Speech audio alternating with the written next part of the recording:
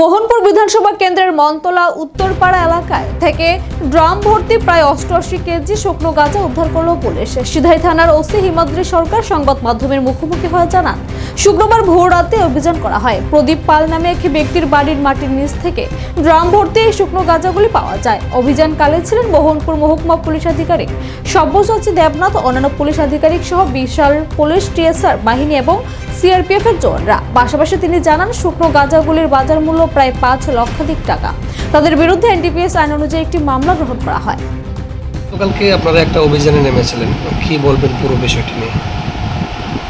গতকালকে রাত্রে একটা সিক্রেট ইনফরমেশনের ভিত্তিতে আমরা মনতলা এরিয়াতে একটা বাড়িতে গাঁজা লুকায়িত অবস্থায় আছে বলে খবর পাই। তো সেই সংবাদের ভিত্তিতে আমাদের এসডিপিও মোহনপুর স্যার এবং সিআরপিএফ সহ আমরা অভিযান করি এবং সেখানে একটা বাড়িতে রান্নাঘরের সামনে ড্রামের ভিতর লুকানো অবস্থায় গাঁজা ছিল, সেগুলি আমরা রিকভারি করি এবং সেখানে সর্বমোট ড্রাম সহ 104 কেজি গাঁজা আমরা উদ্ধার করি। শুকনো গাঁজা রয়েছে, ভেতরে কতটুকু গাঁজা হবে? ড্রাম বাদ দিয়ে মোট 88 কেজি ছিল। বাজার মূল্য কত? আনুমানিক 4 থেকে 5 লক্ষ টাকা হবে। যার বাড়ি থেকে আপনারা গাঁজা উদ্ধার করেছেন, নাম কি ওনার? ওনার নামটা আমরা এখন বলছি না, পালিয়ে গেছে। তদন্তের সাথে এটা দেখেছেন না?